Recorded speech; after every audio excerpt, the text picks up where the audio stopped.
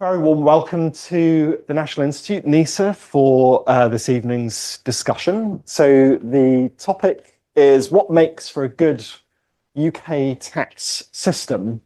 And before we kick off, I want to say a big thank you to the Society for Professional Economists, the SPE, who are partnering with us on tonight's programme. In fact, they chose the title, so if you like it, that's all due to them. And they chose our panel as well. So a really big thank you to the SPE for putting this together. Let me introduce the panel before we kind of kick off properly. So to my left is Nicola Ross Martin. So Nicola is the president of the Chartered Institute for Taxation. She's the founder and former managing director of rossmartin.co.uk, which is an online tax resource company, if I have that right. Yep. And today she works as a tax consultant with 2020 Innovation and is also a lecturer, writer, and web innovator. So Nicola, we're delighted to have you with us. Thank you. And in sort of further left is, well, Paul, you don't need any introduction, I think, to the people in this audience, but just to complete the picture, you were the director of the Institute for Fiscal Studies from 2011 until last year, when you became provost of Queen's College, Oxford. You're a senior advisor at Frontier Economics, columnist, I can't speak, for The Times, and of course, a regular contributor on things like the Today programme, where you'll often hear your voice. So the way we're going to run the evening is, I think each of you are going to speak for something like up to 15 minutes. So we'll have a little bit of prepared remarks at the beginning and, you know, two probably different perspectives on the tax system, I imagine. And then we'll go straight into a structured Q&A. So I have a few questions of my own, but I'm sure you all have many questions yourselves. So we'll leave lots of time for your questions in that process.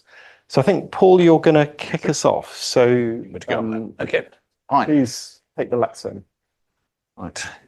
Well, thank you very much. The biggest challenge is talking about tax for only 15 minutes, given the breadth of the topic and the amount that there is to say. But I will try and keep as well within that as I can. I mean, I could just say, go read the Merleys review and then go and sit down. It's 15 years now since we published that, which is a scarily long time. So I thought I'd reflect a little bit on some of what came out of that. For those of you who don't know, this was a major review which was chaired by the late Sir James Merleys, carried out at the IFS over a significant period of time. With two big publications, one which had a series of big papers on pretty much every aspect of the tax system, and then a book which tried to bring together the conclusions.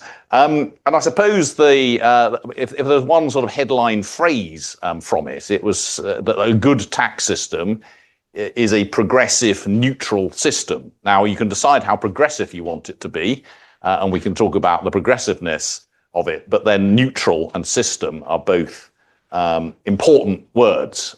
Neutral meaning essentially, unless you're very deliberately treating similar things differently, try to treat similar things the same. And a system is also rather important in the sense that all of the different taxes interact in ways that really matter. And I'll talk a little bit about policy making, but I think one of the problems with our tax system is that politicians don't treat it like a system. We come out each budget, and as I will give a number of examples in the next few minutes, in each budget, chancellors and officials will essentially behave as if they're starting from scratch, think about the different things they could change in one part of the forest and change them. And so things become more complex. The other message from that review, I mean, there were obviously millions of messages, but one that I think is particularly relevant is that we said very clearly that getting a good structure for the tax system becomes more and more important the more tax that you're raising. And if I look back at the period since then, the most striking change in the tax system is it's raising an enormous amount more tax than it was back then. And I'm still not sure, I'm sure this audience is clear about this, but I don't think the wider public is clear about this. The 2020s are an extraordinary decade. We are seeing something like 6 percentage points of national income increase in the tax burden over this decade, which is 6 percentage points more than we had over the previous 50 years. I mean, it's absolutely astonishing, the extent to which the tax take is growing over this single decade. And yet, I think it's fair to say there's been no progress, to put it generously, towards a more coherent system. And many of you will have seen the OBR's commentary last week, which essentially said that one of the risks here is that if you increase the tax take without being very, very careful about tax design, then you risk economic growth. And of course, the other big thing that's been unexpected, I think, since 2011 is that we've had very, very little economic growth over that period.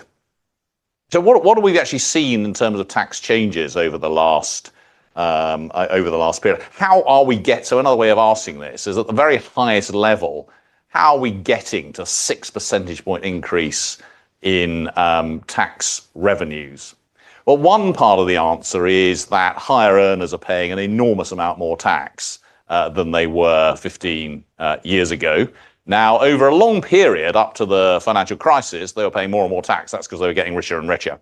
But that's not the case since 2010. They're paying more and more tax because the tax system is weighing on them much more heavily. So as you all know, we're paying 60% tax from £100,000 and 45% from 125,000. And that's £100,000 is the same in nominal terms as it was in 2010. And the 125,000 point has come down in nominal terms. So we've had an increase of something 1.5–2 million people paying those higher rates of tax. So getting significantly more from higher earners. We're getting very significantly more from corporation tax. Something I think is a big surprise to many of us who worked on this 20 or 30 years ago, where I think the assumption was that corporation tax revenues would be on a downward trajectory because of international competition. But the combination of the fact that when corporation tax rates were coming down in the 2010s, the base was broadened, and then in a standard kind of aspect of tax policy, you have a whole long period of taxes going down, and then the same government decided to increase the rates thereafter. We've now got rates at the same level as they were 15 years ago, higher profits and broader base. Then we've clearly, over this decade, a huge amount from freezing allowances and then some increases in employer national insurance. Put all of those together and you've got most of that 5 or 6 percentage point increase in national income. As one tax over the longer period which has come down very substantially, and that's fuel duty, of course, about which there is some recent debate. Now, what do all of those things have in common? Well, the increases in tax are all ones which are essentially not very clear to most people. And I think that is the underlying theory of change, to the extent there is a theory of change within the Treasury or within the policy world. We get higher earners to pay it, a relatively small number of them. We make it very unclear through freezing allowances, corporation tax, employer national insurance, but not employee national insurance. But things that are salient, like fuel duty, it's very difficult to change. And rates of, as you know, rates of income tax, we haven't had an increase in the basic rate for more than 50 years now, which is quite interesting. So what do we need? Well, what we need is some sense of direction, I think, in the first place. And I'll give you a few ideas as to what I think that sense of direction should be. But I really think it cannot be stressed enough, the economic cost of that lack of sense of direction and lack of clarity about where we're going. And the most obvious example of that in recent years has been the taxation of pensions, something about which I'm slightly obsessed. but the taxation of pensions seems to change year by year. There's speculation about it every year. People change their behaviour as a result of the speculation. And I have got not the first idea what this government, what the Treasury, what the Chancellor thinks about how that should change in the future. And yet, of course, we're supposed to make our decisions about our entire lifetime savings. So a meta aspect, as it were, of a good tax system is one where there is some sort of strategy, some way of discerning what policy might be. And I have to say, I don't, beyond the let's raise as much money as we can without people noticing, beyond that strategy, and maybe that is a strategy. Beyond that, I don't see very much.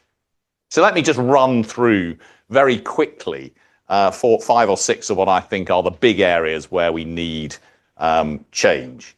So the first is our very strange double taxation system on incomes and earnings. We have 2 taxes. We have income tax, we have national insurance contributions. National insurance contributions are simply a hangover from a distant past when we had a social insurance system. There is literally no relationship between your national insurance contributions and anything else. It is simply an additional tax on earnings. It is administratively complicated to have 2 systems. It's one of the many reasons why we treat self-employment income, corporate income, and earned income very differently. Having those 2 systems, that completely drives a coach and horses through that point about neutrality, treating similar things similarly. We should be trying to move away from that dual system. Secondly, VAT. As I'm sure you know, we have just about the narrowest VAT base in the world. About half of consumer spending is not subject to VAT, and of course there are millions of places where there's lots of questions about whether VAT is chargeable or not, and many lawyers earn very good living out of deciding whether a flapjack is a cake or whether what kind of bread counts as bread and so on and so on, and it makes no sense at all. Now, I know that David wants to ask later, what do we think is the most damaging part of the whole tax system? I'm going to answer that question now because I can't stop myself. And the answer is the taxation of housing, which is catastrophically bad. And yet governments continue to increase stamp duty, which I think is probably the most damaging tax that we have. And of course, council tax based on property values from more than 35 years ago now. Obviously, there are challenges in changing that, but to be fair to this government, some very small changes towards a system where more expensive properties are appropriately taxed, although by layering a new system, a new tax on top of the old one. But stamp duty in particular, we know is staggeringly damaging, and yet, what is one of the taxes the Chancellor increased in her first budget? Stamp duty on second property, something which her deputy leader got caught out on. We also need a much more sensible and coherent taxation of savings. Capital gains tax is a very obvious example where we continue to tax in purely inflationary gains, but we entirely forgive any gains after death. That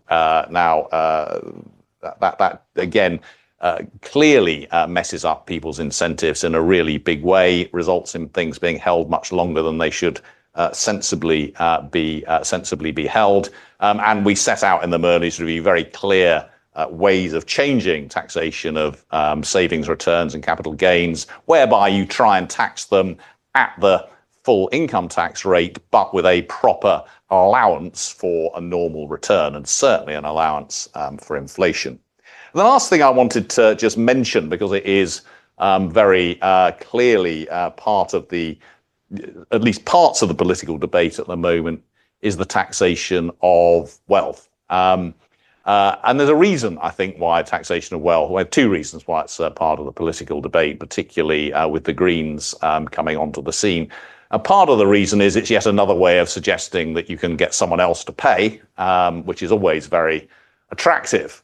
But I think there's a better reason, which is that wealth has grown really dramatically relative to national income over the last 30 years. But taxes on wealth haven't grown at all over that similar period. Now, that doesn't necessarily change what is the right way of designing a tax system, and it's very difficult to tax wealth.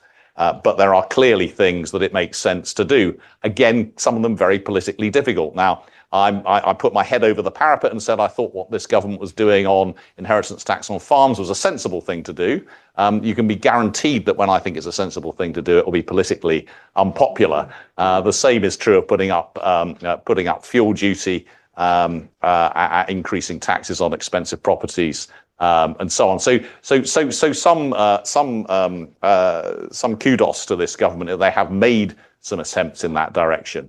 But if I come back to my first point, I think one of the reasons why it's really hard to make progress in terms of making good tax reform is because there is no evident sense of direction or strategy from the government. So each individual change that is made comes as a surprise. It's not seen as part of an overall structure.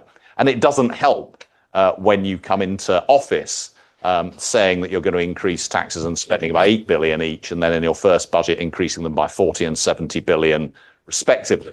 So until we actually have, part of the thing that we've been asked to do is to talk about how one can make progress towards a good tax system. I think until we have governments and political parties who are willing to be at least slightly honest about what they think and what they might do, and at least slightly strategic about where they might want to get the tax system to, I think we will end up with increasing complexity and accretion of clever little ways of finding more money from people over time, and an increasingly economically damaging tax system. And I'm afraid the truth is that the tax system has become more economically damaging over the last 20 years. We've increased marginal rates where we shouldn't have done.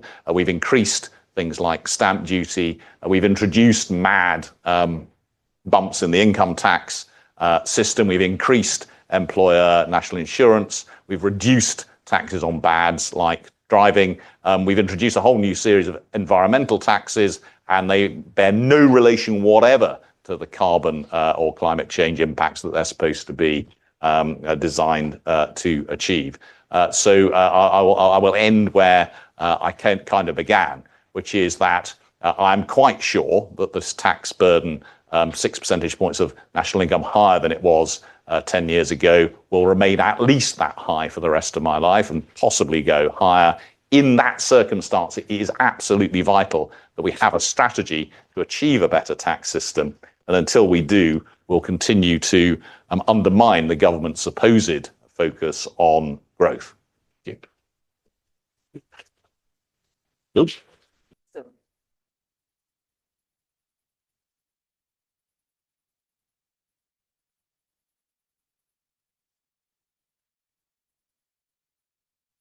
Right, thank you.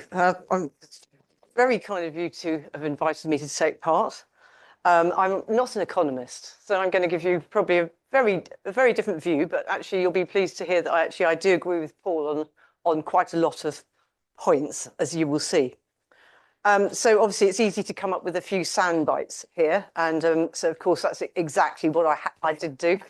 A good system needs to be fair, proportionate, transparent and efficient, of course, which then takes you down to Adam Smith's basics. Really equity, certainty, convenience and efficiency. I won't say more because obviously my audience know all this stuff. But I will say that we have moved on a bit since 1776. And I would like to take you on a different journey, really. I want to start by considering what is the purpose of a tax system, and then what we mean by good design, and then do a bit of navel gazing and seeing what we come up with. So, okay, what is the purpose of a tax system? So obviously raising revenue to run the country, to allow the government to pursue its manifesto aims, to service debt, and then to build reserves, ho-ho, we might do that one day, but obviously to pay for wars, viruses, and black holes. Then I think the tax system is also there to motivate. Now, this is debatable, but I think it's maybe something we should all work about, that the tax system can be used to stimulate economic prosperity.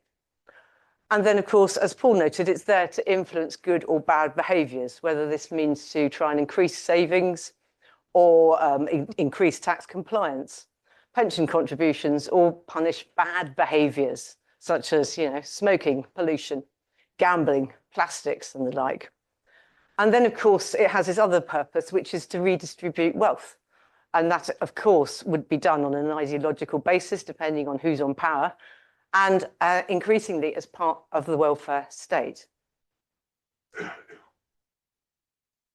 So, what are the key components of this? Obviously, this is all fairly obvious, isn't it? A broad tax base. Our tax base continues to evolve. Back in Adam Smith's time, we had land, windows, salt, and there was always excise duty, sort of tobacco and sugar and things like that. Nowadays, our tax base is huge. Obviously, we've got income tax now, which we never had then, and VAT. We cover inheritance tax. It's land-based, asset-based. We have intangibles, digital products, non-fungible tokens, student loan repayments. Anyone that's on the student loan type 2 will realise that they're actually paying, I think, the equivalent of about an extra 9%. Which is an example of a tax that isn't really a tax, but is a tax. It's certainly unfair. And then we have problems with our tax base, that it doesn't necessarily work so well in a modern age. For instance, the classic case of business rates. A purely digital business, an online business won't have the land and property to tax. So then, of course, you have to bring in a digital tax, which then brings in other complications. And then obviously you need your taxpayers. What do you do if your taxpayers are internationally mobile and you build in a wealth tax? Well, you're going to find they're all going to exit your country. So you have got a problem with your taxpayers. And then they've got the problem with shrinkage. We've got AI, we've got robots. What's that going to do? We've also got a younger generation who aren't necessarily all in work for whatever reasons. Some countries have a falling birth rate, while on the other hand, in some countries, the retired population continues to grow, which could be a particular problem if you put, say, a triple lock on pensions, perhaps. And then the third ingredient, really, that I'll come to a bit further more is obviously the rules, our legislation. Our legislation continues to grow year on year. And then, of course, you've got you've got the administrators, you've got HMRC. They're in charge of administration, enforcement, and collection, a very vital role. And then we have got hardware and software. So the tax system itself is multifaceted. It's made up of a combination of man and machine, hardware, and soft code. And it has a mutualistic relationship with the rest of government. It's quite a unique department in that respect, because essentially it is the powerhouse. It is an engine room, and its ability is to drive through the collection of revenue, and then it can power public spending, motivation, and so the country. So let's have a little think about design. Design's my background. I've got a design. My degree is actually in the history of design, of all things. So this is quite fun. So I was thinking, well, if we're going to design the system or redesign a system, let's look around us for some desirable attributes and qualities, and let's think about the best principles of design.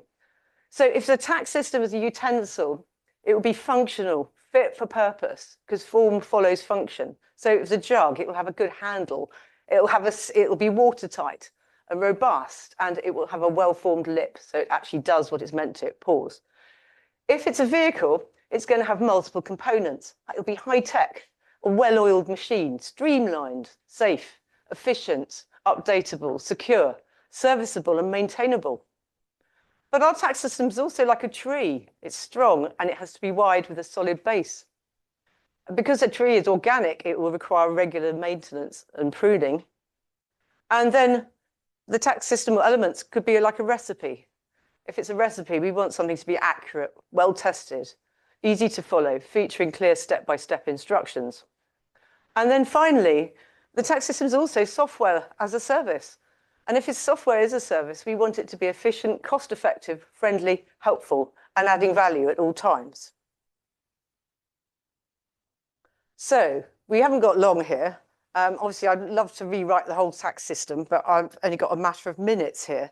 So what I'm going to do is focus on a few areas where I think we could make really big improvements. And this is obviously from the perspective of as a tax person. So thinking about policy setting and tax impacts, what I would really like to see is joined up cross-departmental thinking from government when it comes up with these policies. So we've got improvements to employment rights. Why aren't we thinking about improvements to employment tax at the same time? We've got renters' rights. Why aren't we thinking about landlords' tax in a big way? I think we should be using a tax lens and make tax impact assessments for all these measures. So that because tax is so fundamentally important, it needs to be thought up all the way through. And it's no good people saying, well, I don't do tax, it's too complicated, oh, that's for the Treasury. I think actually if everybody had a broader understanding, an idea about tax, and also use the tax system for motivational purposes, they might all think about it in a different way.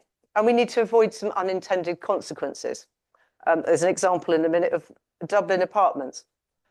So let's just focus this on the government's measures for making work pay. So we have effectively an employment wagon, okay? It's a vehicle. I'm saying that actually in government, we probably have a whole fleet of these different vehicles, but this is the employment wagon. It's one element of the economy. It probably looks like a double cab pickup.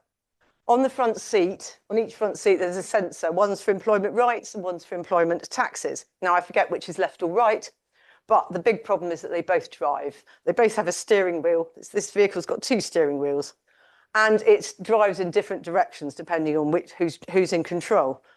Now, my thoughts are, if you're going to service this vehicle, you want to serve all the parts because they interact. So you don't just service the front seat because it's got employment rights. You service the left seat because it's got tax on it. So here we've got some policies on making work pay, which is all about the employee. Okay, to make work pay, you need employees. Now, from the tax perspective, we've got a fundamental problem. It's incredibly hard to actually work out employment status, whether somebody's employed or self-employed. And this is an example here. This is this case, PG Mall versus HMRC. This is about football game match referees. Now, you would think, wouldn't you, that football has been around for so long that you would understand whether a match referee is employed or self-employed. Anyway, it had the appeal went all the way to the UK Supreme Court, and guess what they discovered? That the wrong tests have been applied for the last 57 years. I mean, ludicrous, isn't it? Talk about complexity for needless complexity. And then the other problem about this, in just looking at this, is looking at the governments from just looking at rights, is that actually, if you're an employee for tax, it doesn't necessarily mean you're an employee for rights purposes. In tax, we have a concept of deemed employees, so who are actually self-employed. But for tax, they're employed. For employment rights, not. So very unfair. Wouldn't meet any of Adam Smith's principles. What we need is joined up thinking here. We need to service the whole vehicle, work cross-department, and consider tax impacts. I think there's a solution to this little tiny, these 2 problems. I think we should have a statutory employment test, personally. Oh yes, and just with this case, by the way, it went to the Supreme Court, who didn't actually decide who was employed or not. So they've referred it back to another court. So we still don't know if refs are self-employed. Ludicrous. Then we also need to avoid unintended consequences. This is when initiatives created by different government departments don't align so well with the tax system and things go wrong. So a planning initiative in Dublin, it was a planning initiative and it was aimed at building more flats in Dublin, so attracting more young people in or more home ownership. But what happened was it actually provided unintended support for bulk buying by private equity funds who swooped in and bought up all the new apartments. The tax authority had put in a stamp duty increase, so a higher stamp duty on bulk buying, but unfortunately it was ineffective. The numbers didn't stack up. And when the private equity firms looked at what was better, the yield they were going to get long-term over apartments versus a one-off stamp duty. They decided they were going to go for the apartments. So the outcome is a lot of people in Dublin. I was in Dublin having a dinner the other day, this is why I know all this. A lot of people in Dublin absolutely outraged that institutional investors now own most of the flats. The tax incentives failed, and the taxpayer base has been impacted. No new generation of homeowners. Moving on. Simplification of systems. It is a system. I think there's some really basic simplifications that really should be done across government and across HM revenue, which are things which are quite they're quite basic when you think about them, like setting standards for software. It turns out that all this software is being developed with no actual defined standards. I think the revenue are on the case now. Having things like a single login for lots of services. From a tax perspective, giving tax agents a right to view taxpayers' accounts. You think that if you're doing someone's tax, you could log in and see everything about their tax account. No, you couldn't. Giving taxpayers access to their tax payment reconciliation accounts. So at the moment, if you pay some tax, the revenue machine allocates it in very odd ways. You can't tell how or why or what. And then finally, it would be nice to have a helpful chatbot, but I think that will happen. HM Revenue has got a digital transformation roadmap, which is illustrating collaborative thinking. So I think these things are in progress. Now I'm coming to making tax digital. So this is the government's new initiative for revolutionising the way that people file for income tax. It encourages everybody to keep digital records. Basically, it means people need software. Now, there are about 7 million business, the business population, self-employed taxpayers. About 4.5 million are in scope of making tax digital for income tax. HMRC is not providing its own software. So what it's done is it's released its own APIs, and it means that all these different software companies can come in, create the software, and then people file their return through third-party software. So a lucrative subscription model for vendors. It's got something in it called upstream compliance, which is where HMRC's system interrogates the software. I don't think any taxpayers will know that's going on. So that's completely opaque enforcement and quite difficult, I'd say. Will it have unintended consequences? Well, I noticed that banks, Monzo, is now jumping in onto the wagon. I noticed back in the early 1990s as an accountant that Amex was doing a very good analysis of some people's credit card transactions. And I thought back then, I wonder how long it will be before the banks will become our bookkeepers. Well, if this might happen now, if you get Monzo and other smaller banks just going in on this, a lot of banks will say, okay, we want to be part of the software market. So actually what might happen is we'll find that we've got tax bookkeeping done by banks, in theory. And then we've got another problem. We've got private equity buying up accountancy practices. They're called consolidators. In the vet industry, the UK vet industry is now owned by 6 companies. Now, this really is quite a big possibility for the accountancy industry in the UK. So we could see things turn rapidly on their head, and the effect on the tax base will be quite unique, really. Imagine if we just had 6 banks doing all the bookkeeping and 6 firms owning all the accountants. Whew. And obviously, this is all software as a service. Will it be efficient, cost-effective, friendly, helpful? Will it add value? I don't know. Right, I'm just going to end with a few other little bugbears from the tax perspective. Simplification of tax rules. In tax, and it is mad, and as I noticed with that Supreme Court case, we have a lot of basic legislative known unknowns. So we have areas where the tax rules are ridiculously unnaturally complicated. And I know from being in practice that most people will get these rules wrong. And the rules are these are really basic rules for the self-employed: travel rules, subsistence, use of home, private use adjustments, simplified accounting for tax. Now, all these rules could actually be rewritten. They could be culled. They could be brought up to date. One of our problems is we have judge-made law in this country. So the reason that the referee's employment status case was so difficult, and that you literally need a law degree to decide it, is because we have judge-made law. So what it means is you don't just read the law from the Income Tax Earnings and Pension Act on travel rule. You have to go back and visit all the different cases and then see if the facts and circumstances of your case align with one of the earlier cases, because if they do, and that case has been set by a higher court, it sets a precedent. So what happens is the legislation just grows. It's like molehills. It needs cutting down. And then the case for wider reform. As Paul has said, I'm a big fan of merging the national insurance system with the PAYE system. Let's get rid of national insurance. It's ridiculous. It's taking up more legislative pages than we need. But obviously, it was, the thing was the NICS system was, the welfare state was founded by a Labour government, and there's an ideology there, isn't there? So I'm up for simplification and a major cull. I've said to you about the employment status problem. I think we need to join up the dots, really.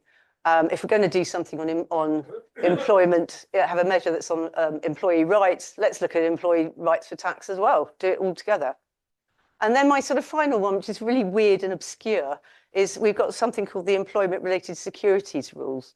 And these govern share schemes. And if you let's say you start up a company and you want to give your co-director some shares, those shares are employment-related securities.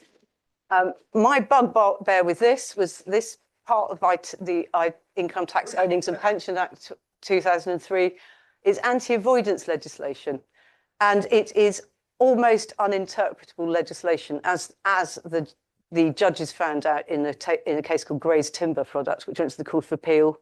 Last year we had the Vermilion Holdings case, which actually just defined what is an employment-related security. I mean, honestly.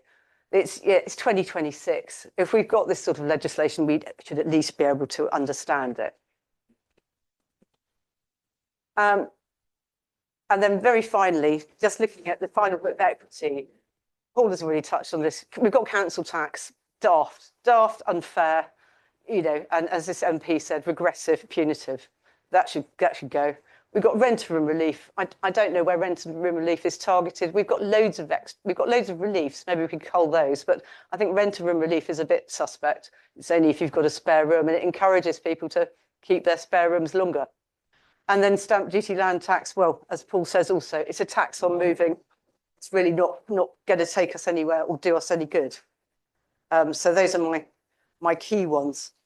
So I mean, I could have gone on a lot longer. I don't know how I'm doing on time. Just there's loads of stuff we just haven't covered on this because the tax system is so vast and so huge. Things like, for instance, international taxation. I don't think we can actually ever simplify that, and I think I don't think there's anything we can do and I don't think it's necessarily desirable to simplify that. And likewise, we've got things like HMRC's service standards. But I will say with HMRC, they're recruiting 5,000 more people, so we can probably wait on that and see if the customer service improves, the software as a service point. And that winds me up, so thank you.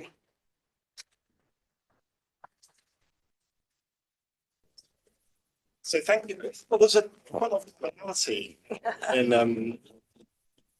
the way you did this. Let me fix this before I annoy you all. Maybe I'll ask you each a question just to kind of get us started, and then we'll open the floor to Q&A. So, Paul, I might start with you. I mean, as you said, it's 15 years since the Merley's review. So we've had, for all this time, basically a handbook of things that would deal with a number of the issues that you've both touched on.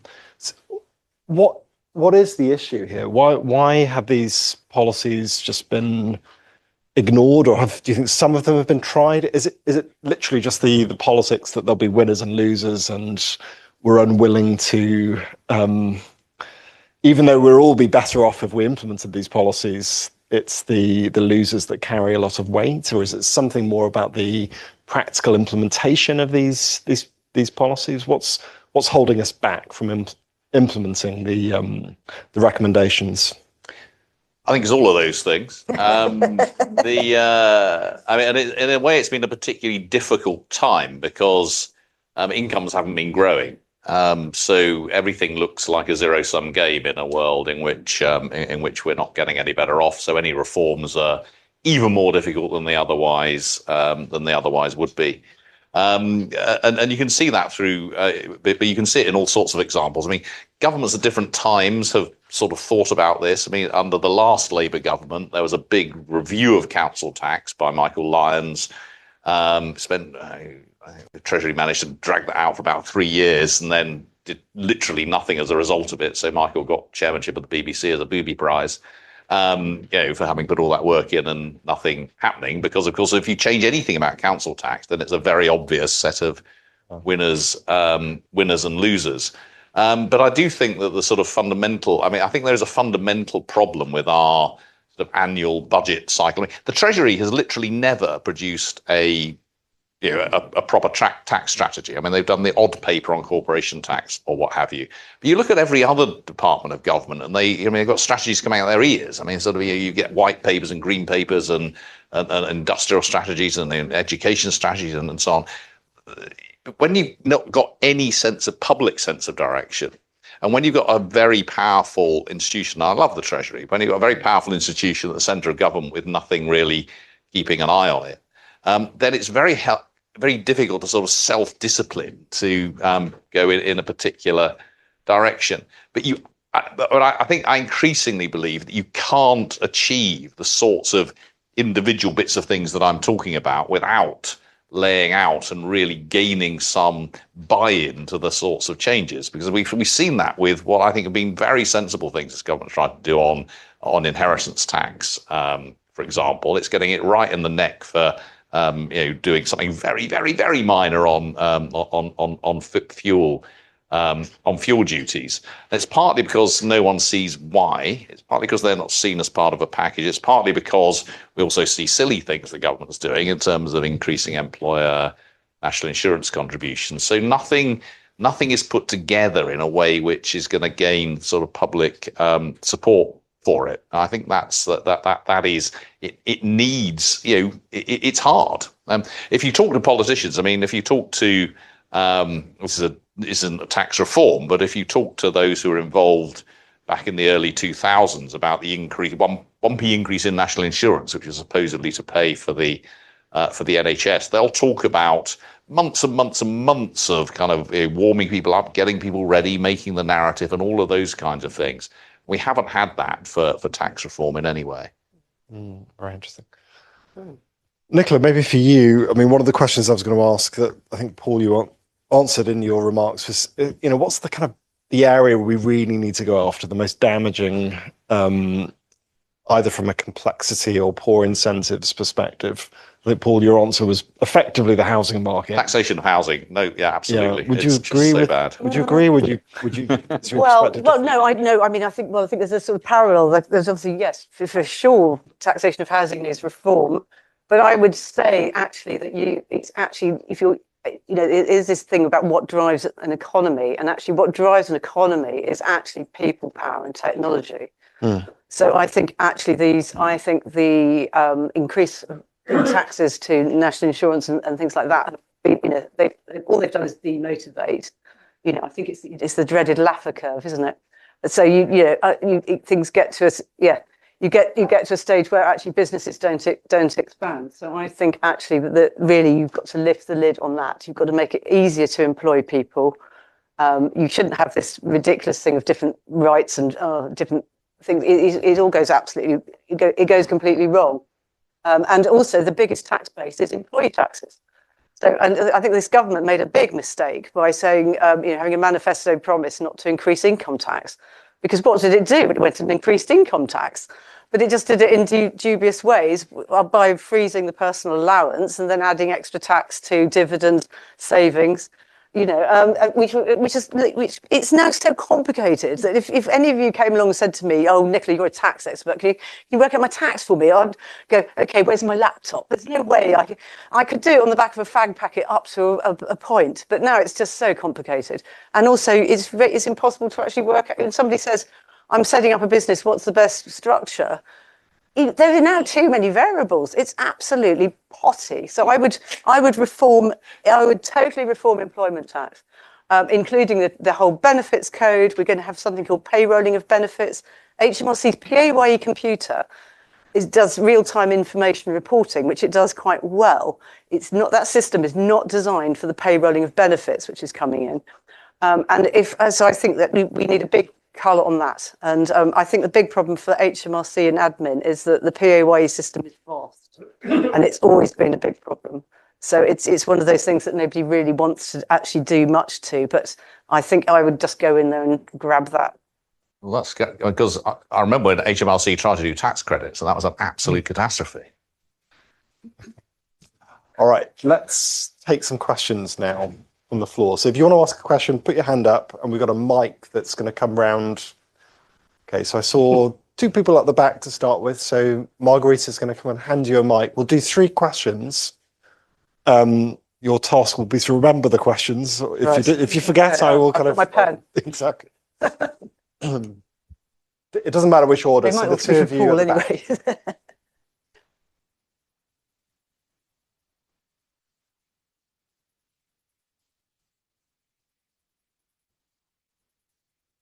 Okay, thanks. Yes, did the Merley's report look at the Laffer curve at all?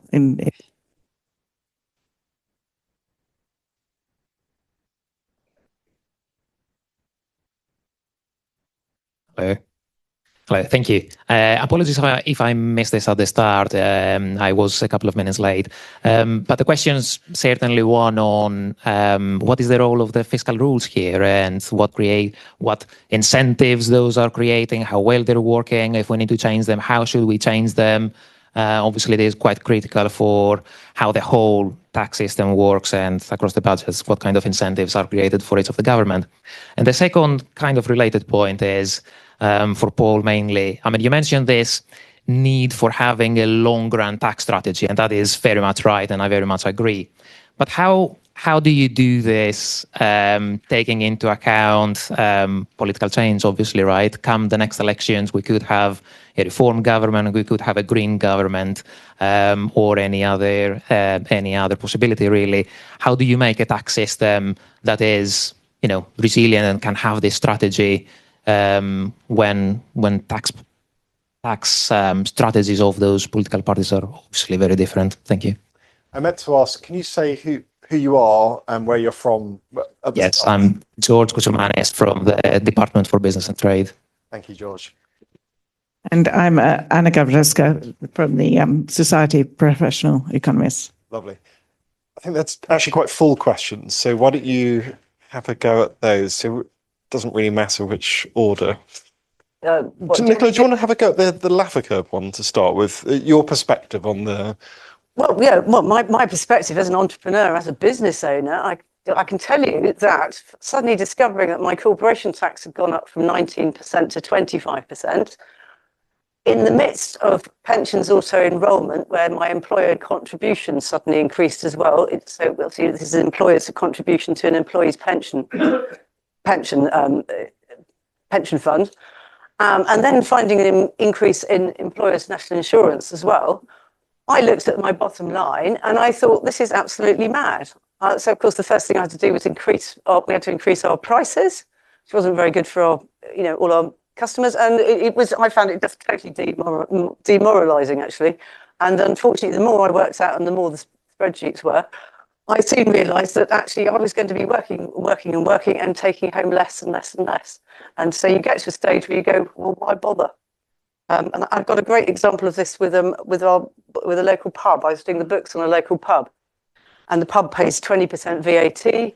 It's a tenanted pub, so it pays a premium which is a bit like a tax to the brewery. If its turnover is too good, it pays a premium. Anyway, they took over the pub. Year 3, they accidentally did too well, and they then discovered they had to pay this extra amount to the brewery. Do you know what that pub has done ever since? They have basically made sure that they do not exceed that level. So they paid the brewery once. Gosh. Yeah, so that's a really good example of the equivalent of a Laffer curve in action. Okay. So yeah, people talk a lot about the Laffer curve. I think what's really interesting is the extent to which people respond to taxes. So the Laffer curve is, people talk about you increase the tax rate and tax revenues go down there for most of our taxes, but that doesn't mean we're at an optimal place. So people often talk about the top rate 45 or 50. Well, you probably get an extra billion or so if you went from 45 to 50. I think HMRC, OBR, I think you get a little bit of extra revenue, but you get an awful lot less than you would if there was no behavioural response. I can't remember the numbers. It's something like you get 1 billion, but if no behavioural response, you got 8 billion or something. So that sort of loss of revenue is a real indication of the impact on behaviour of people, working less or going abroad or changing the way they take their income or whatever it is. So I think the interesting question is not, are we at a point where we actually get less revenue, but are we at a point where we get a lot less than we would have done without the behavioural change? And I think there are a number of places where that is the case now. And we've designed some of this into the tax system. So, and we've got this madness at £100,000 where you can lose loads of money on childcare and so on. I mean, it doesn't affect an enormous number of people. It affects more and more people because your childcare subsidy stops the moment you tip over £100,000. Lots of people then therefore put money into a pension or what have you in order to avoid doing that. So this is a nonsense. We've got 60, as I say, if you're a graduate, you are earning £100,000, you're basically paying a 71% tax rate on that income between 100 and 125,000, which is just an extraordinary kind of level of payment. What's really hard actually to calculate is the sorts of things that Nicola was talking about, which is what's the long-term effect of this? So you can see individual changes and the effect that they have, but how does this change the structure of the economy over a sort of 10-year period if you're changing rules on international taxation and changing wealth taxation and income taxation and corporate taxes altogether, and actually kind of how that determines the structure of the economy? I think it's a really hard thing to work out, but we need to be very, very careful about doing things which reduce overall income. On the role of the fiscal rules, they clearly create games playing in different ways. So how are we meeting the fiscal rules at the moment? Well, the government is promising to whack up tax and cut spending in election year. Well, they're not going to do that, but in order to meet the fiscal rules, because they're forward looking, that's what they say they're going to. That's what they say they're going to do. And it's easy to say that you will freeze tax allowances and so on going forward. Now, I don't think the fiscal rules themselves are determining the structure of taxes, but perhaps they do a little bit, because, as I say, it's so easy to say that you're going to do things like freeze allowances into the future. I mean, clearly what they do overall is to try and constrain taxes and spending to be somewhere near one another, although as we've seen through time, they've struggled to do that. And when it comes to political change, you're right, obviously if we get new parties in office, they can change tax policy. The problem is we have the same party in office and it continually changes tax policies. If you look at the last government, they spent several years increasing personal allowances and then several years cutting personal allowances. They spent several years cutting corporation tax and then several years increasing corporation tax. And as for pension taxation, they just went round and round and round and round. So even within a single government, we got nothing approaching a strategy. And it's also, of course, important to once something is in place and the extent that people recognise that it's a positive thing, then it's harder to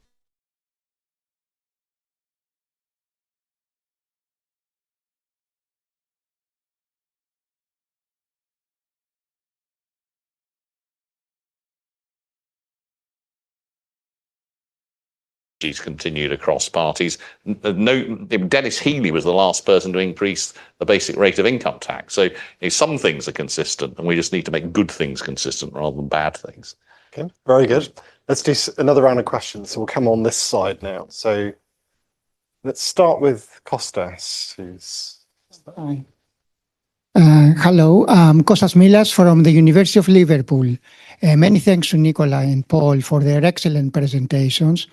Let's go back to student loan repayments. As Nicola said, indeed, it's an income tax. So how do we really reform that in a fair manner beyond linking interest rates to CPI inflation rather than RPI inflation? Thank you. Thank you, Kostas. In the front.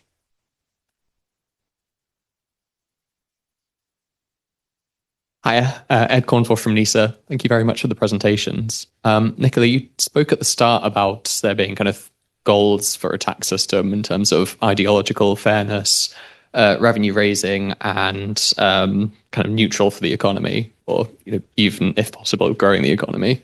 To what extent are these mutually exclusive? And is it possible to meet all three at once? And if so, what would that kind of Goldilocks tax be? We'll move across. Yeah. Hi, thanks both for the presentation. I'm going to hop on the back of Kostas's question as well on student loans. And there's been a lot of talk in the media over the past year or so of wealth taxes, and there's a very effective communicator on social media who you may have heard of, Gary Stevenson. He also wrote a book, and he's got a lot of traction. I think he's got over 1 million followers. And this question of wealth tax comes in and out through news cycles. But I'd just like to sort of get your view on wealth taxes. I know that they have very sort of bad effects on incentives, and they can be highly, highly distortionary for the economy. But the reason I sort of choose wealth taxes is just to think about the lens of sort of intergenerational, equality. So, for example, someone who's 60 or 65, they may be retired, they may have paid off their mortgage. Someone in their 30s now, people who have got this type 2 plan 2 loan, they're in their 30s, they've probably got negative net worth, essentially, if you take that out.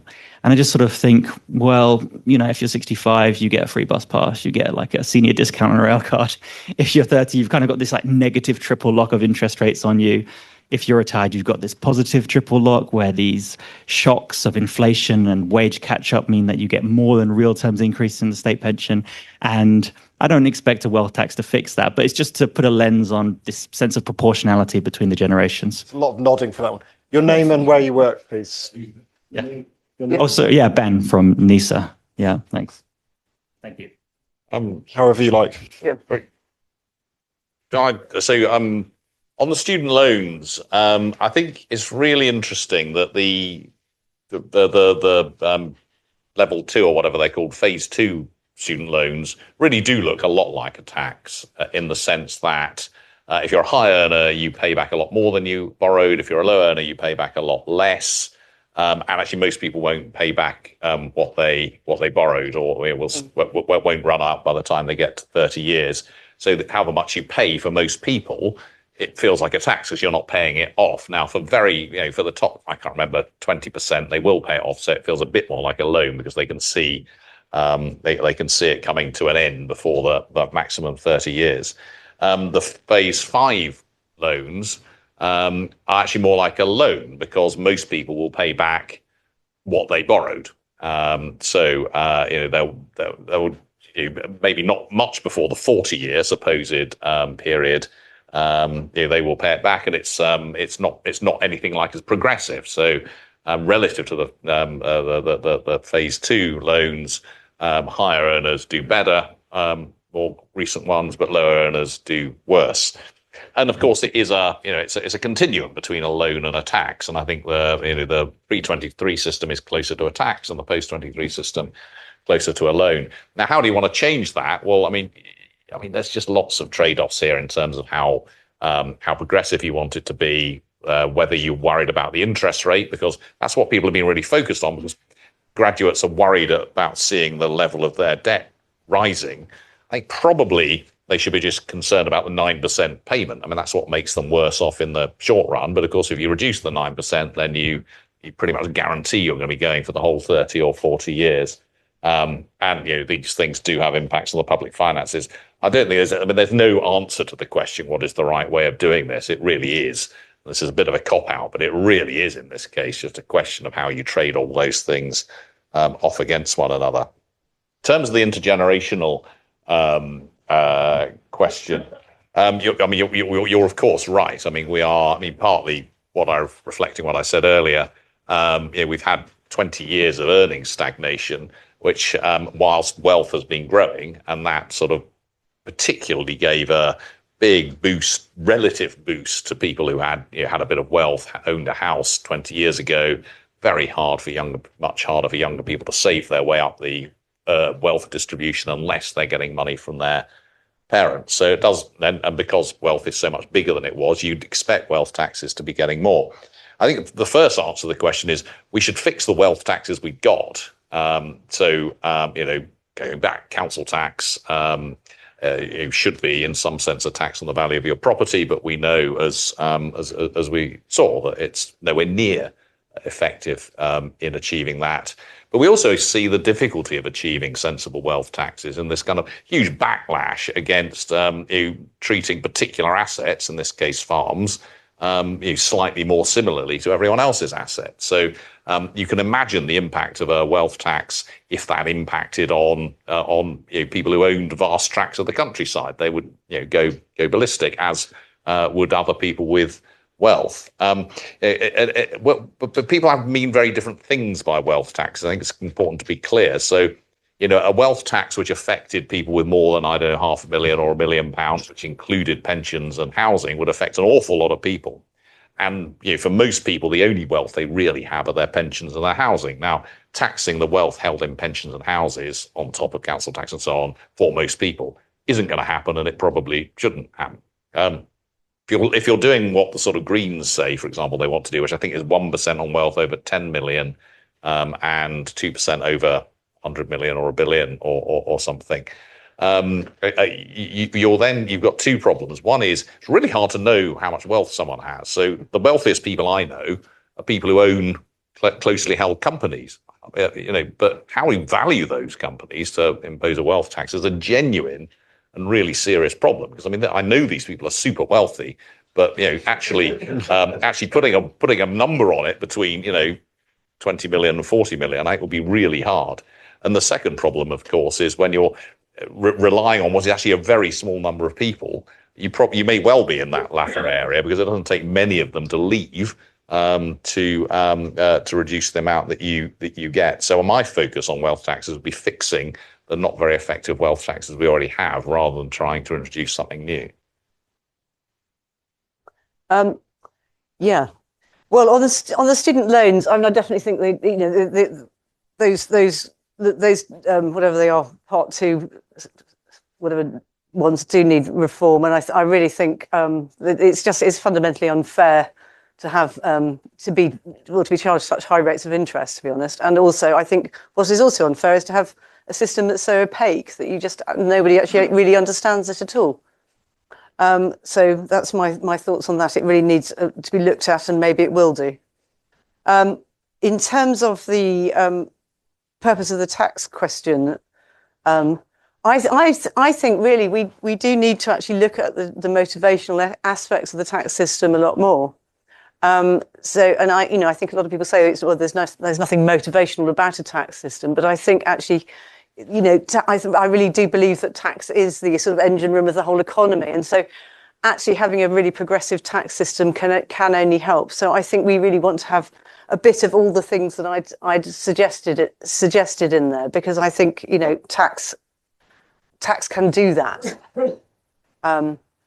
In terms of the wealth tax, we luckily with the Chartered Institute of Taxation, we held quite a few debates on this actually in the run up to the autumn budget, and it was quite interesting. But I think people agreed pretty much unanimously that actually a wealth tax would be pretty difficult to bring in.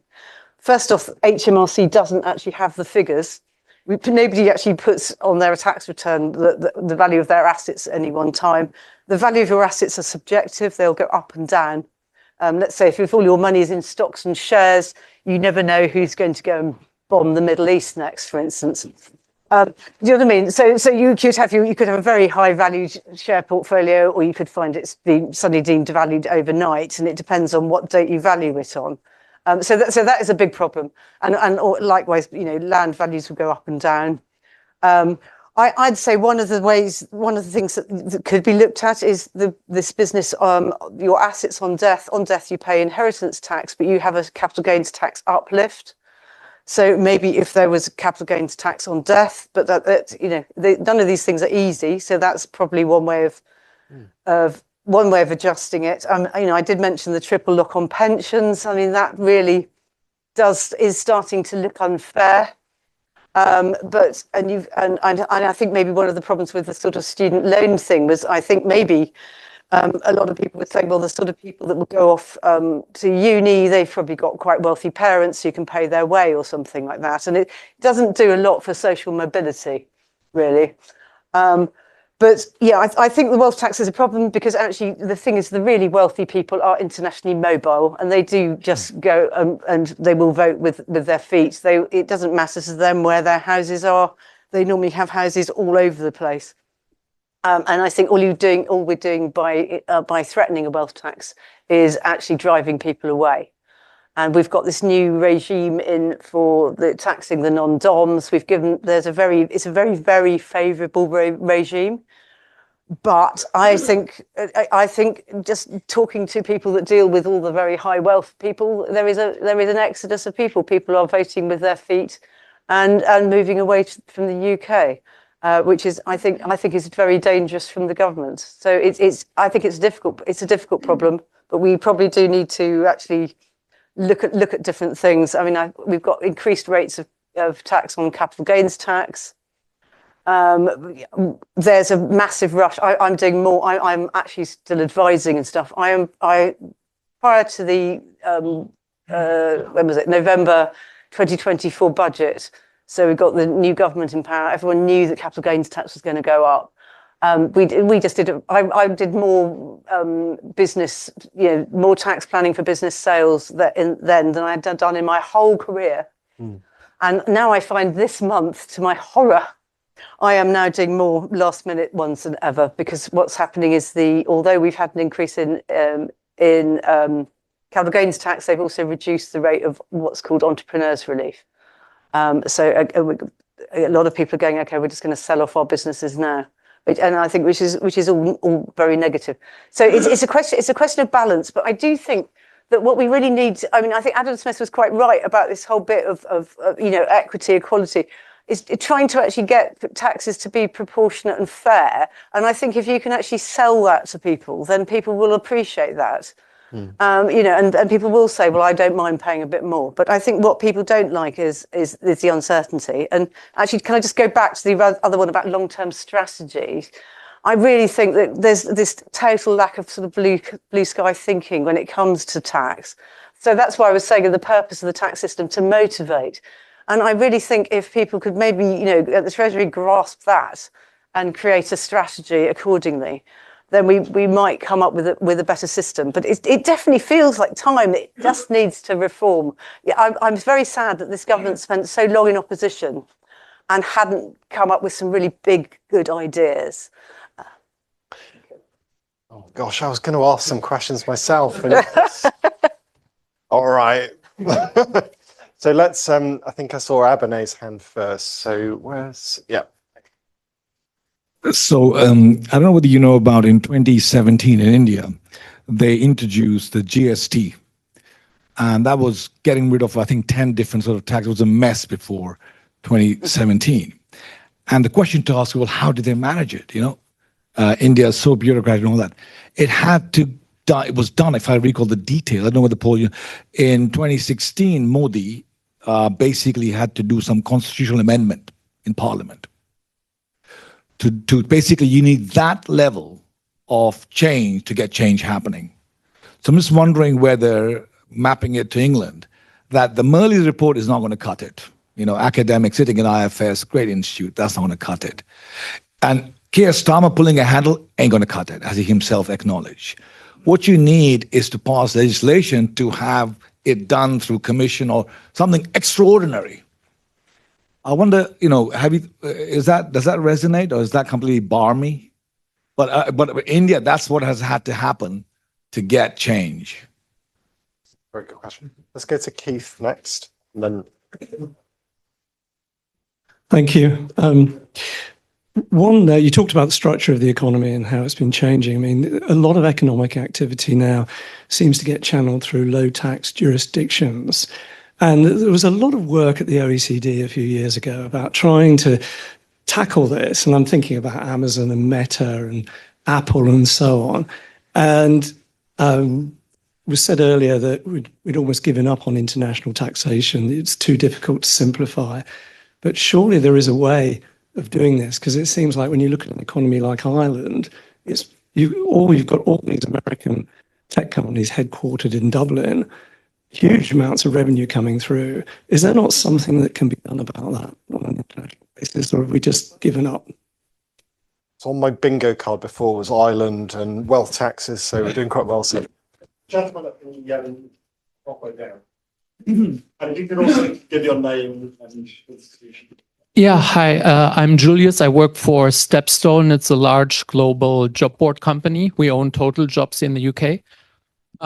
So what I'm going to say might not make me super popular. I'm from Germany. The UK has a massive imbalance in terms of income tax, in the sense that we have a European-style welfare system here in the UK with the NHS swallowing 120 billion interest, etc. High earners are taxed very, very highly, but somebody who earns about 40,000 pounds, which is roughly median earnings, even if you add national insurance contribution and council tax, if you earn 30 or 40,000 K in the UK compared to France, Germany, Belgium, any other continental European country, you are actually taxed not that highly. And this imbalance of having a European welfare system and taxing the middle class actually not that highly, it's really the high earners who have borne the brunt of the burden over the last decade. So I'm just wondering what you think about this imbalance and whether raising taxes for the lower earners in the UK is a must, given where we're heading with public finances. Very good. Paul? You're absolutely right. I mean, that is not a popular message, but it's absolutely evident from all the international comparisons that, and partly this is because of very high social insurance contributions in France and Germany. So that and of course that you get something more directly for them in those countries. But if you include all of that, got much lower levels of tax on a median earner here, and quite high levels of tax on high earners. But changing that is hard. I mean, one way that is being changed actually is by freezing the allowances, and increasingly, the 40% rate is coming down towards median earnings. Probably pretty much there in Scotland now. So it's. You're absolutely right. And I mean, the politics of it are kind of obvious, and it's kind of difficult. Obviously, we don't have a constitution to change, so we can't do what. I think it's really hard to get.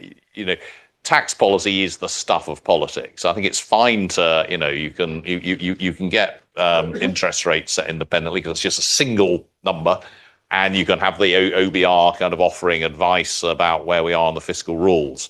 I'd get very nervous about anyone setting tax policy that's outside of the political system, because it is in the end, it's a big distributional question about what you're going to do, and I don't think any government will get away with doing it like that. So I think we have to do it within the system that we've got. I won't say much about the OECD and BEPS and so on, other than to say, we are continually trying to paper over the cracks of a 100-year-old international system, which is trying to allocate where profits are made.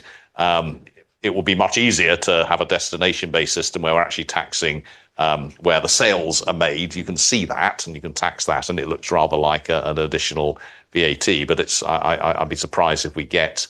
There. But just to repeat, I mean, I think the remarkable thing about corporation tax revenues is they're at their highest level ever at the moment in the UK as a fraction of national income, which is partly a reflection of quite high levels of profit.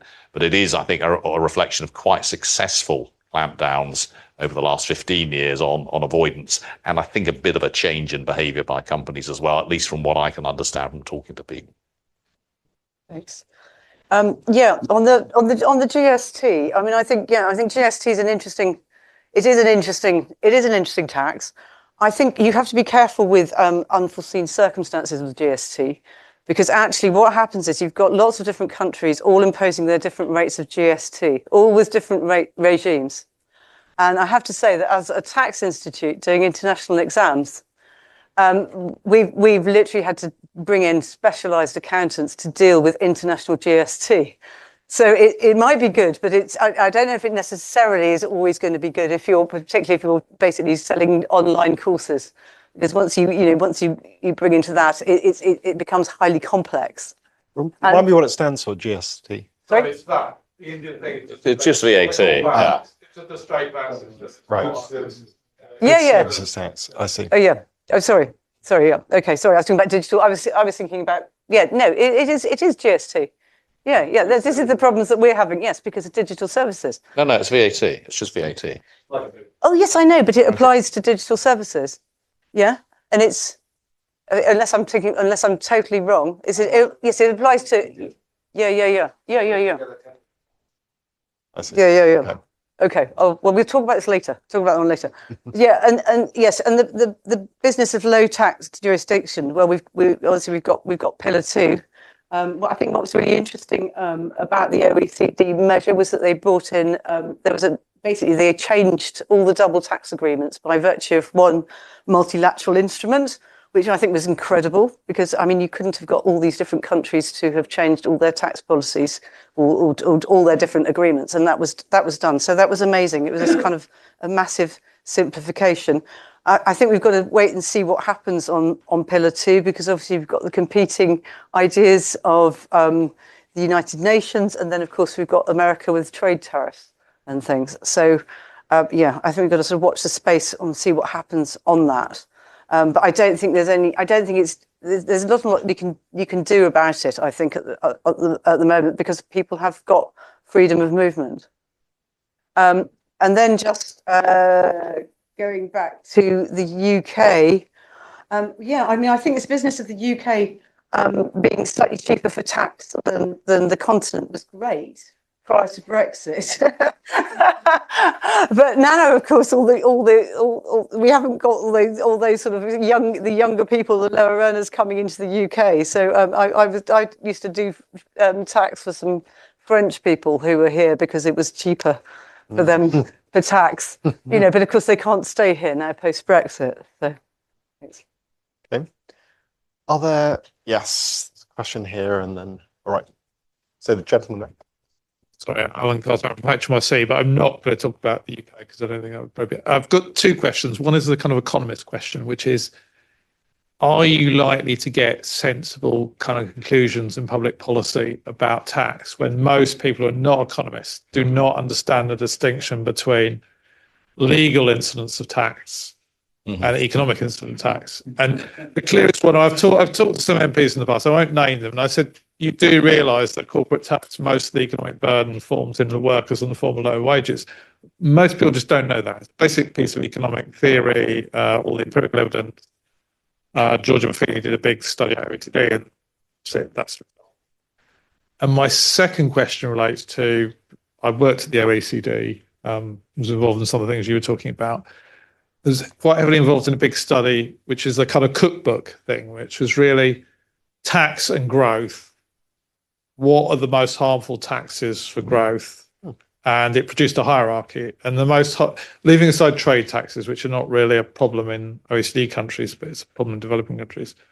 The kind of sin list was high corporate taxes, high marginal taxes on progressive income, personal tax, maybe, that was really good. And then well-designed property taxes that financial trade today were seen as good, but there's not much you can get. So really, that's the cookbook. And so I suppose my question is, we've kind of got the cookbook. Is the problem the time horizons? Because I think the reason it's difficult for governments to cut corporate taxes is you have to basically say your equilibrium capital stock is going to be higher the lower the capital. The higher the stock of capital, the more productive workers will be, the higher the wages will be in the future. but that might take 10, 15 years to work through in terms of equilibrium effects. If I'm going to be elected next year and I need some money down, it's much easier to do CT. And I suppose my question is, given the kind of dynamics and understanding of tax, is the UK any really different from, the rest of other countries, given taking out some of these kind of weird, straight, national tax characteristics that Paul and you talked about? Thank you. Yeah. I think there was, yeah.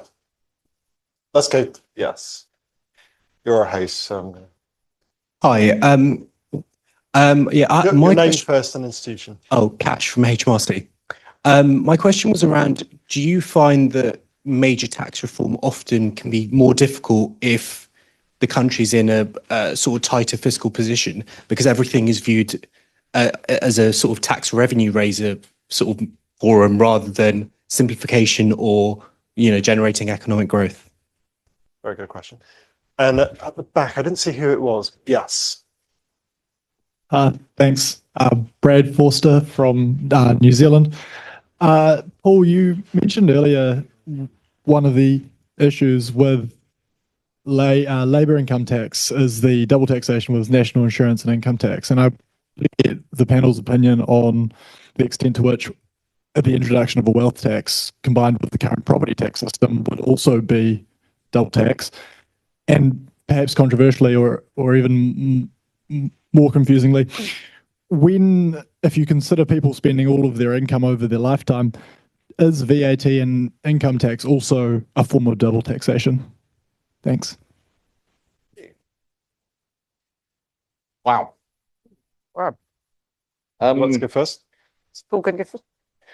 Wow, there's a lot of deep questions there. I think the question about people understand the incidence of tax is a very serious and fundamental one. And one of the things that I always say is corporation tax can only be paid by people. It can be both the employees or the shareholders or the customers. No one else can pay it. But the great thing about corporation tax is it's entirely untransparent as to who it is that pays it, which is why it looks great from the point of view of governments. We know that employer national insurance contributions is very largely incident on employees, but they don't see it. So you're absolutely right. It's difficult to do things when incidence is so unclear to people. And then the thing that is I think most business owners look at me like I'm mad when I say business rates in the end are largely incident on the owners of the property, not on the businesses who might be renting the property, even though they pay it. We should actually just make the owners pay it so that it's clear where the incidence actually lies.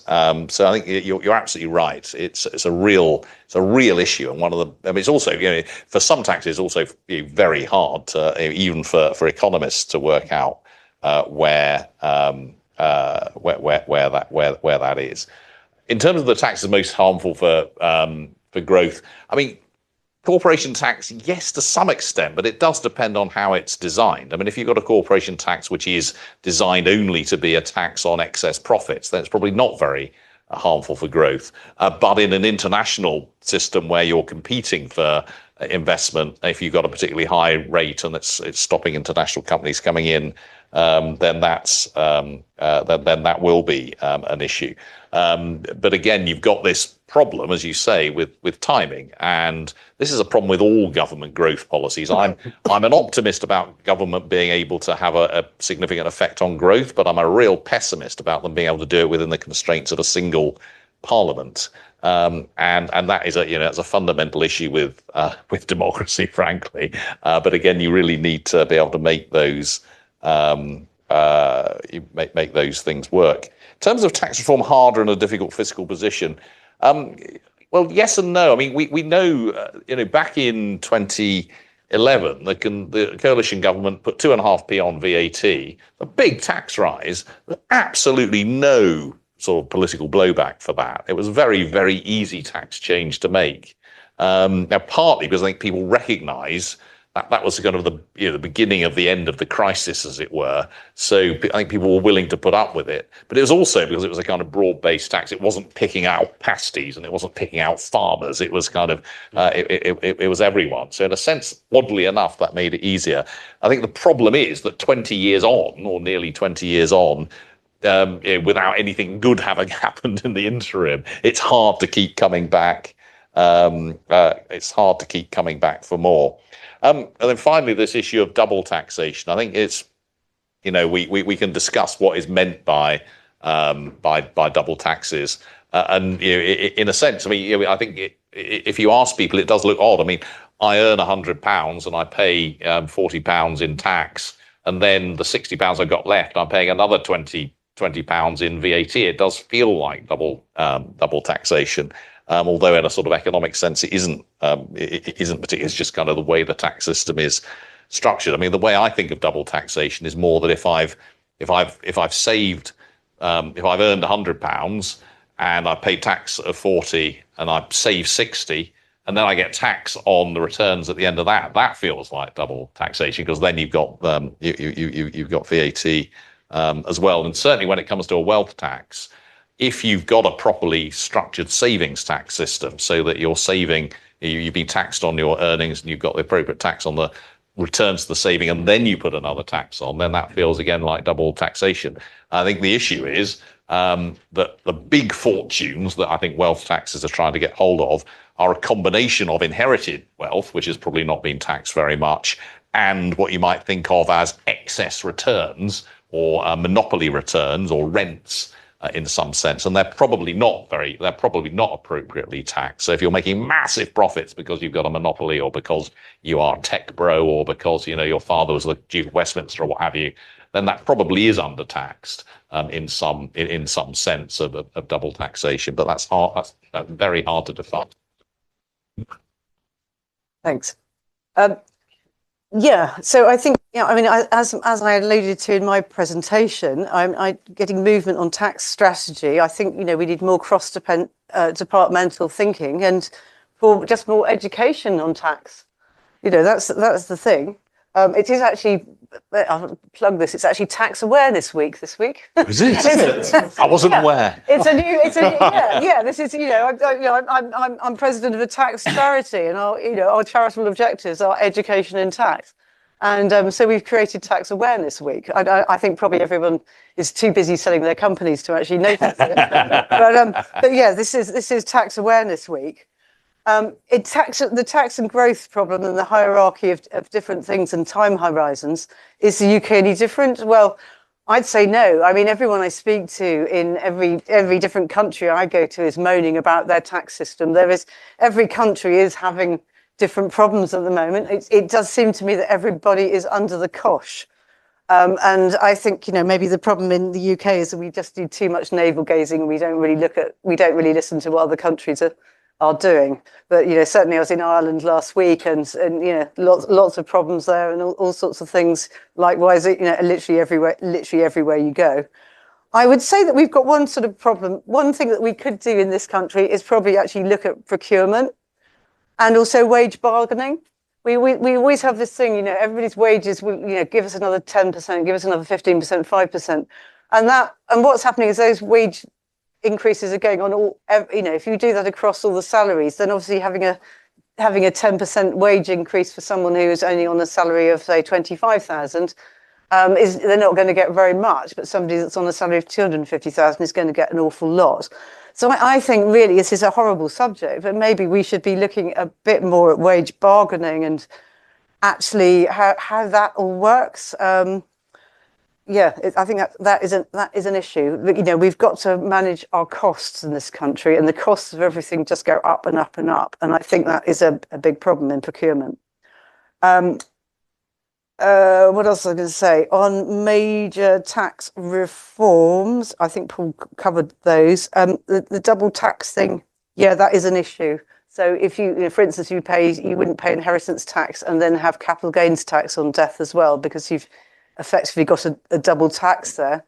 But you do have a situation, let's say you sold your business. If you sold your business now, you pay capital gains tax. if you actually were unlucky to die within the next 7 years and you hadn't, even if you tried to give it away, you would then be taxed again on that money. So then you would, so I think that's why a lot of people were banging on about the IHT reforms and things, particularly these old farmers, because they were like, well, I'm now 85. I've been told all my life to keep hold of this farm. I can't possibly give it away because I'm probably not going to live 7 years. And, if I sold up now, I'm going to pay capital gains tax, and then the chances are that I'll pay inheritance tax, or my estate will pay inheritance tax too. So, VAT could probably do with a bit of reform as well. Like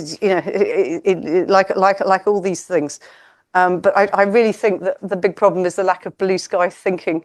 That really, and maybe the thing is that the Treasury should take control of that and actually plot up some big plans. Very good. Okay, I think that's a nice place to end. We're at 7 o'clock. So I think it's been a great discussion, very wide ranging. I think the Q&A is also been very good. We've covered a whole set of things. There's a whole further set of issues we could have got into as well. Many. So it's a very good topic. So let me thank our two speakers, Nicola and Paul. And